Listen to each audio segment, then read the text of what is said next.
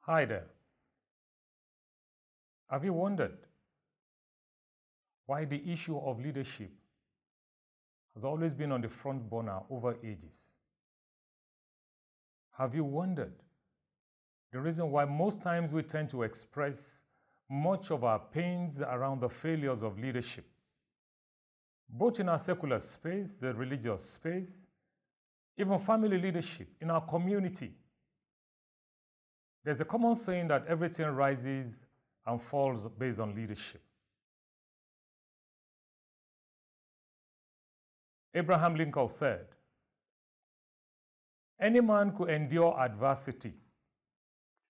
However, if you want to find out a man's character, he said, give him power. Try him with power. If you want to find out the character, the attitude, the life, the measure of maturity and responsibility of a leader, he said, give him what?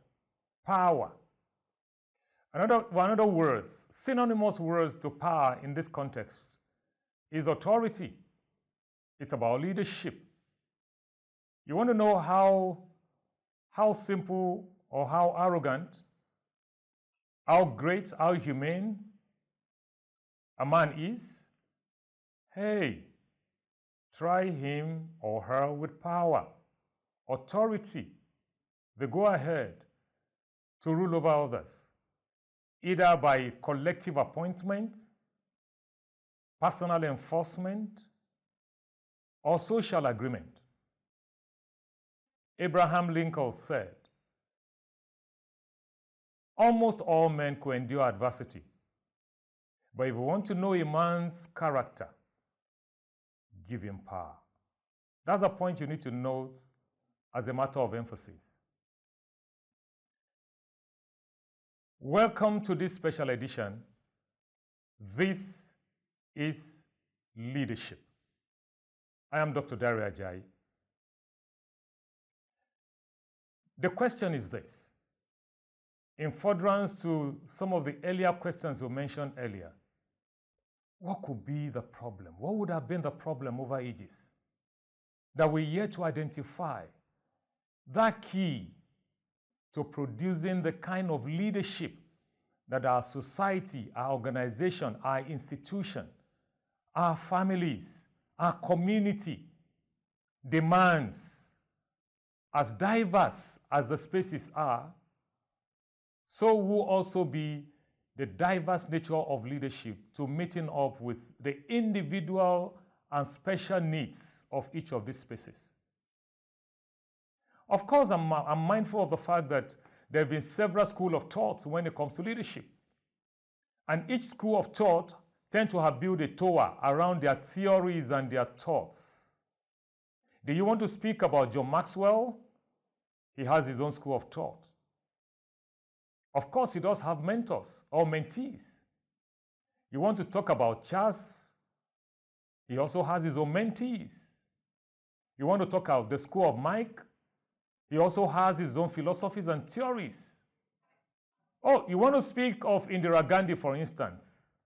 These are templates of the various schools that we have. But I love to simplify leadership in this program. I intend to unskin it so that you and I will be the kind of leader who will learn through the body of knowledge and instructions that will come about. In this program, we will define leadership. We will engage on leadership. We'll look at what styles are. We'll look at the school of thoughts or the theory that works in leadership. I intend to give you a unique definition, working definition to leadership that you will never find anywhere else.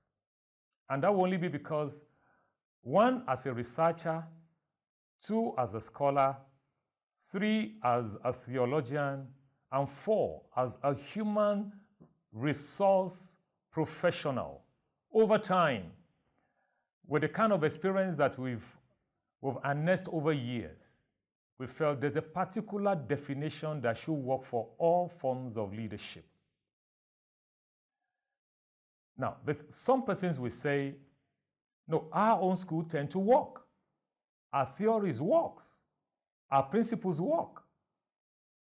I want to give you an idea of one of the reasons why there's so much competitiveness, so much disconnect, so much confusion in most of our organizations, in our churches, in the mosque, in the temple, or you talk about the workplace, in our organizations and institutions, is because imagine the fact that in a particular organization, you have 4 senior managers, and the 4 of them, one of them belongs to John Maxwell School of Thought, the other belongs to Charles Benson, the other belongs to Mike Toms, then you have another one that belongs to Henix. And each of these school of thoughts have their various theories that has driven their mindset and their value system over time. And now they are saddled with leadership. There's a need to make decisions. Of course, it's obvious. You will have them coming from their various school of thought and trying to enforce their principles and philosophies on everybody. But what we're now saying is that we could have a common ground for leadership that regardless of the space of where you are, regardless of the environment, all you need to do is to contextualize this operational definition for leadership. Of course, you do know, you have, like I mentioned earlier, the various schools are channeled into the 4 dimensions of leadership. There are 4 dimensions of leadership. Number 1, it could be trait or character-based. Number 2, it could be behavioral. Number 3, it could be leadership model thoughts or theories. And number 4, situational-based leadership theories. So the question is this: what is leadership? And I want to give a very simple definition to leadership. And I hope you take a very close thought to whatever we're saying as to what leadership is. I will simply define leadership as a process. Leadership is an act or a process initiated either by providence or self-effort to appointing one among equal in a reflective manner towards accomplishing a set goal for both the organization, the leader, and the led. Let me go through that again. The leadership is a process that is initiated either by providence or self-effort in appointing one among equal in a very reflective manner towards the accomplishment of a common goal, both for the organization, the man in leadership or the woman in leadership, and the followers. Now, before I go ahead to start explaining in detail that definition, one thing stands out. Leadership is only considered to be the kind of leadership that the society, the families, and the religious spaces desire when all the key stakeholders collectively make progress by the progress of the process and the system. For instance, it will be bad leadership for the organization to be making headway at the expense of the life of our followers or our employees. So while leaders make progress by taking advantage of the policies and the system, and the organizations are making profit, but the life of the employees tend to be in a rag, it will amount to unfair leadership if in the religious space, be it a church or a mosque, where the men in leadership and the organization alone tend to have a field day, days of smiles and celebrations. Yet, the employees, the religious servants, tend to be groaning in terrible pains. Of course, usually in religious environment, you want to spiritualize your pains. Leaders don't spiritualize their pains, they celebrate their gains. Organizations are happy that the system is growing, profit is increasing. Of course, that is usually the in thing. But please get this right. Leadership is only considered and must and should only be considered as good leadership when all stakeholders tend to experience improvement in their lives and the attainment of their careers and ministries and visions. So if the organization is making headway, look out for the expression of the testimony of any organization, both in the life of the men that serve and those that serve under those that are also in leadership. Now, how do we span out the simple definition that I gave earlier? Forget about, of course, there's a school of thought that says leadership is about influence. Another school of thought will say leadership is about the ability to control, to coordinate, to administer. That's good. It is possible to control, to administer, to coordinate, yet without empathy. And leadership without empathy is no leadership. Organizations would rather prefer you come work. They give you your stipend, even if you were dying and your health is broken. You can't complain. They want you to work. Even if blood is running through your nursery, they want you to work, even when things aren't working as expected. But in this series, in this special edition of This is Leadership, we're saying there's a different worldview that we all must toe. And the theories and philosophies of this worldview must be contextualized, both in our organizations, in the community, in our families, in our religious spaces, and in our personal life. Now, let's take these bits one after the other. I have said it much earlier that we have diverse definitions. But in this program, we're going to have a common definition, an operational definition. It's been tested over time. It's been tested and applied and contextualized over decades. And it had worked. And that's the definition I gave earlier. That number one, there are some key factors you need to understand when it comes to good, transformative, adaptive, and situational leadership. That's the fact that number one, leadership is a process. The question is this: the word process in this wise will mean that leadership is a structured act that has a template, a system that is expected to run with. When you say something is a process, you're saying it's a continuum, it's something that is ongoing. Leadership does not end with the leader occupying a particular space, holding a title, holding a rank. No. No.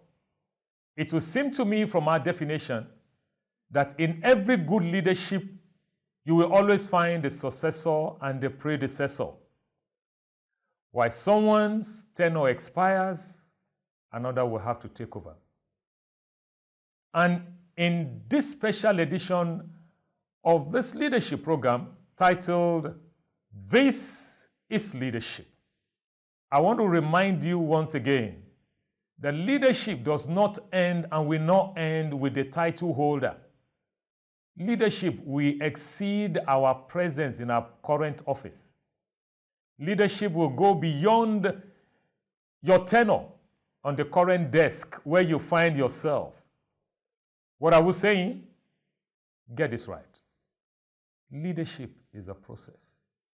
You will have to step aside one day for someone else to come in.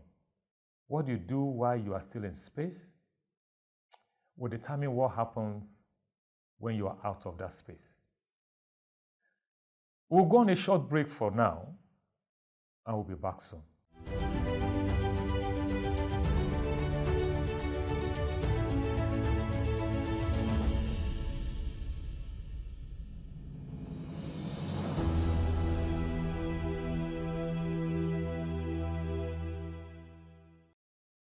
Welcome back.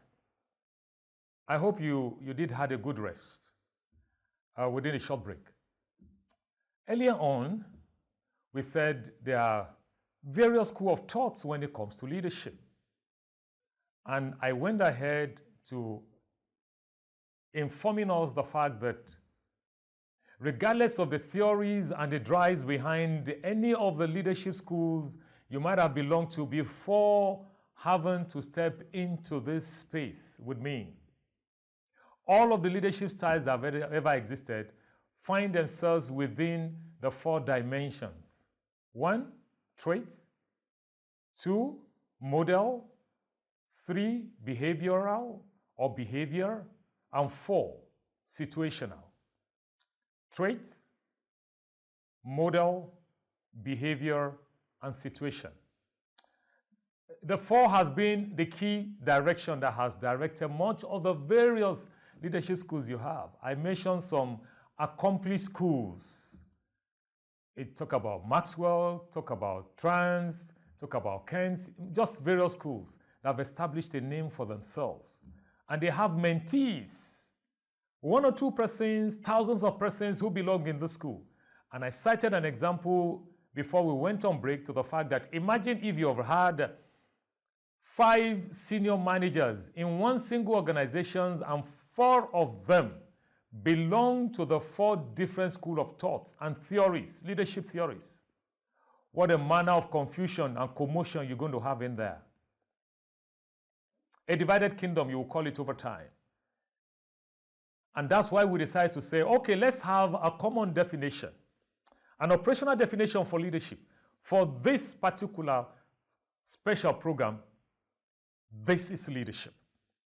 And I define leadership as a process. I say leadership is a process initiated either by providence or self-effort to appointing one among equal in a reflective manner towards the accomplishment of a common goal. A common goal by the key stakeholders. The organization will have to accomplish a goal, the reason for our existence. The leader that is employed into the organization will also want to accomplish the responsibilities and the targets so assigned to him or her. Then let's talk about now the employees, the persons that are involved in the running of the day-to-day events that eventually will culminate to the testimonies.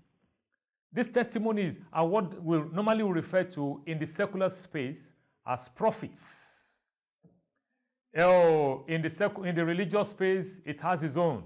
They say we're growing, we have a membership. In the family space, we say, oh, our home is in peace.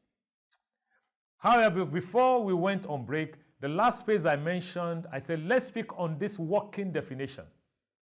And the first phrase I picked on there, the first word, that leadership is a process.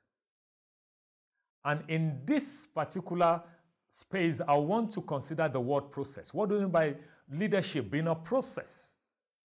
All we're just trying to say is that leadership is something that should be seen in the context of an ongoing system, a continuum. When it comes to learning, learning is a process that continues and runs through the lifetime. We learn through lifetime. Same applies to leadership. And so in this definition, I want you to see some key things, because when we said leadership is a process, I need you to understand that whatever office, whatever position, whatever rank that you've been so assigned and so given a key and a role responsibility to handle for now, it is tenure bound. It is tenured. You're not going to die on that desk. You're not going to be in leadership over the people you lead today. Tomorrow you might have one of them also step into leadership. Oh, pardon me. Do not join some of these branded minds who will always want to believe the fact that the persons serving under them will remain slaves for life. How much of life do you know? How much of the template of life has nature given to you to the point that you have understood it so much that you could say with all strength and boldness that the chair could not turn around tomorrow. That the ones that you lead today, one of them might not become a leader tomorrow. So get this right and get this home. Number one, be mindful what you do behind the desk. Number two, every file that comes to your table regarding a staff, regarding anyone under you, that file is a test. How you process it will speak of you tomorrow. The relationship you build with the people under you today will speak concerning your retirement tomorrow, because you're going to retire. I want you to wonder, what if the persons that serve under you today are being poorly treated, and at the point of your retirement, one of those you had written off eventually became the leader that took over from you years after you had left office or left that position, and your pension check is in his or her hands? Will you be courageous going to say, hey, I'm back, my friend? Or will you be ashamed? Leadership is a process. Today, you are a successor. Tomorrow, you will be a predecessor. How would you want life and nature and the people under you to speak of you? So on my final note, any man can endure adversity. But if you want to know a man's character, try him with power. Try him with leadership. Every man's nature will find expression when they are given opportunity to lead and to drive the life of others. I need you to be very careful as I round off with today's episode. Go back to relationship. Become a transformative leader. Be an adaptive leader. Be the kind of leader that adds value to people under you. They might not have been qualified, not because they are morons. It's because you have the skill. Nature has given you the opportunity to making the best of your life, of their lives. Don't mess up their lives. Make the most of it. Some might be unqualified. Be the agent of change. Make their lives better. Because tomorrow, when you are out of that office, when you have been evacuated from that desk, they might be the only person available for you. I want to wish you well on this episode of This is Leadership, because we are right here on a very serious journey. And I want to strongly believe that you and I, changes are coming. Revival is coming. And a whole lot of change will happen in you and I. Will become the kind of transformative, adaptive, and character-based leaders that the world is looking for and that the world seeks after. There will be no contradiction between our confession and what we do. What we practice at home, what we do in the workspace, what we do everywhere. There must be no contradiction. Think of your tomorrow from today. That desk isn't permanent. The ones serving under you won't have to die under you. Tomorrow they might take over the space. Will you be bold enough? Will you be courageous enough to welcome them? Or will you be afraid of going back to engage with people that you once had the opportunity to superintend and to rule over? Thank you on this particular space. And thank you for connecting with me on this episode. In the next episode, we will go further down. I want to assure you, you will make your notes as you obey, as you practice these instructions. Nations will look out for you. Your families will be proud of you. Organizations will go in search of you with treasures of their wallet. Have a wonderful good evening, and thank you.